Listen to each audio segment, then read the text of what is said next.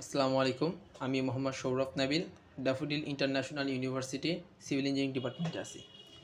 তো ফার্স্ট ইয়ারে তোমার গ্রাস এলিমিনেশনের যে ম্যাথগুলো আছে, অর্থাৎ লিনিয়ার ইকুয়েশন, ঠিক আছে, মানে show that the system of linear equation, অর্থাৎ লিনিয়ার ইকুয়েশনে এই জিনিসটা আমাদের সলভ করতে হবে এই গ্রাস লওয়ার মাধ্যমে, ঠিক আছে, গ্রাস এলিমিনেশনের মাধ্যমে এইটা, ঠিক আছে। তো সেই ক্ষেত্রে আমরা কী করতে পারি, আমাদেরকে প্রথমে ইকুয়েশন 3টা দিয়ে দেওয়া হবে প্রশ্নে। এখন এখান থেকে আমাদের মূলত সলভ, ঠিক আছে। তো আমরা সলভ করলাম। আমরা প্রথমে এই যে এক্স এর সহগগুলো আমরা নিলাম, ওয়াইয়ের সহগগুলো নিলাম, জেডের সহগগুলো নিলাম। আমরা মেইন যে ম্যাট্রিক্স ফর্মেটটা আমরা তৈরি করতেছি, ম্যাট্রিক্স ফর্মেটের মেইনটা আমার হয়ে গেল। তারপর আমরা এক্স ওয়াই যে 3টা চলক আছে না, এই 3টা চলক এখানে আমরা নিলাম। অর্থাৎ আমাদের টার্গেট হচ্ছে এই চলক 3টার মান বের করা। দেন আমরা যে কাজটা করব সেটা হচ্ছে আমাদের এই যে 840, অর্থাৎ এই যে ধ্রুবমানগুলো যেগুলো আছে সেগুলো আমরা নিলাম।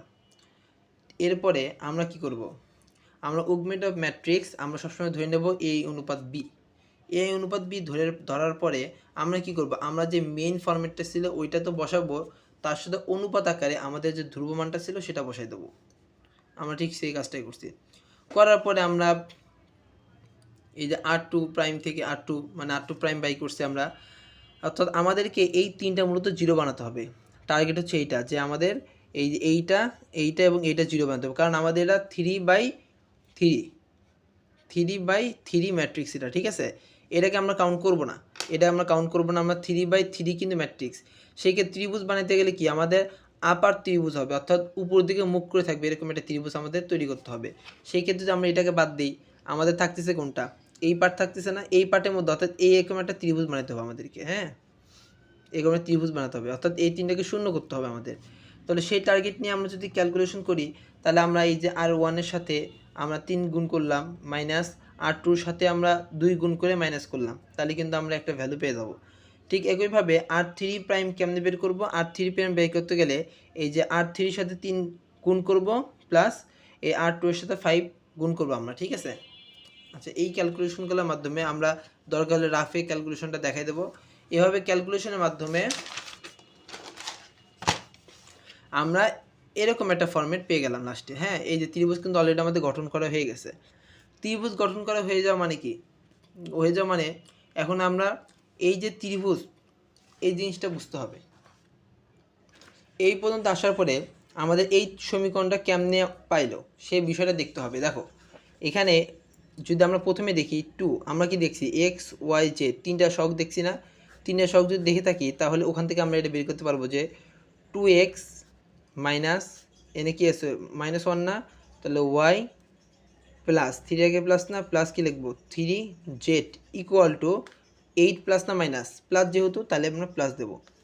একইভাবে এটা তো জিরো, প্রথমটা তো জিরো, তাহলে এটা ভ্যালু নাই, তার মানে এটা ওয়াই না, ওয়াইয়ের ভ্যালু, তাহলে 3y মানে ওয়াইয়ের সহগ, তাহলে 3y প্লাস, কারণ 5 আগে প্লাস আছে 5z ইকুয়াল টু 16 আগে প্লাস না মাইনাস, অবশ্যই প্লাস, তাহলে প্লাস দিতে হবে।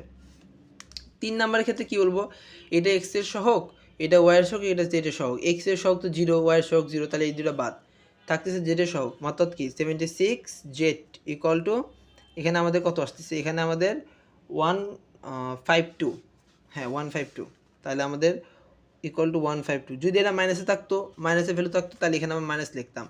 অর্থাৎ আমরা কিন্তু 3টা সমীকরণ এখানে এইভাবে পাইছি, ঠিক আছে। পাওয়ার পরে আমরা কিন্তু দেখতেছি যে এখান থেকে আমরা জেটের মান অনায়াসে বের করতে পারতেছি, যে 152/76, তাই না। সেই ক্ষেত্রে আমরা কত পাবো, 2 পাবো এখান থেকে। তো সেই ক্ষেত্রে যদি 2 পাই, আমরা এই জেড ইকুয়াল টু 2 এই ভ্যালুটা আমরা নিয়ে কোথায় বসাবো, এখানে বসাবো, ঠিক আছে। পরীক্ষা খাতা তোমরা সুন্দরভাবে গুছায় লিখবা, ঠিক এরকম করে লিখবা, ঠিক আছে। যাকে এখানে দেখাই যে এখান থেকে পাইলে আমরা এখান থেকে ওয়াইয়ের মান কত পাবো, ওয়াইয়ের মানও আমরা এখানে 2 পাবো। তো এক্সের জেটের মান আছে, ওয়াইয়ের মান আছে, দুইটা ভ্যালু যদি আমরা এখানে বসাই, এখানে যদি বসাই দুইটা ভ্যালু, এই যে এখানে ওয়াই এবং জেড এখানে বসাই, তাহলে এক্সের মান পাবো না, এখানে এক্সের মান দেখা যাবে এখানে কত আসবে, 2ই আসবে। যদি আমরা দেখি যে এখানে এই যে এক্সের ভ্যালু 2, জেটের ভ্যালু 2, ওয়াইয়ের ভ্যালু 2, ঠিক আছে। তো সেখান থেকে আমরা এক্স ওয়াই জেড এই যে আমরা ভ্যালুর মানটা বের করে ফেললাম।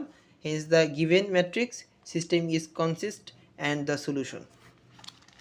এই পর্যন্তই। তো আজকে ছিল এই পর্যন্তই। ধন্যবাদ তোমাদের।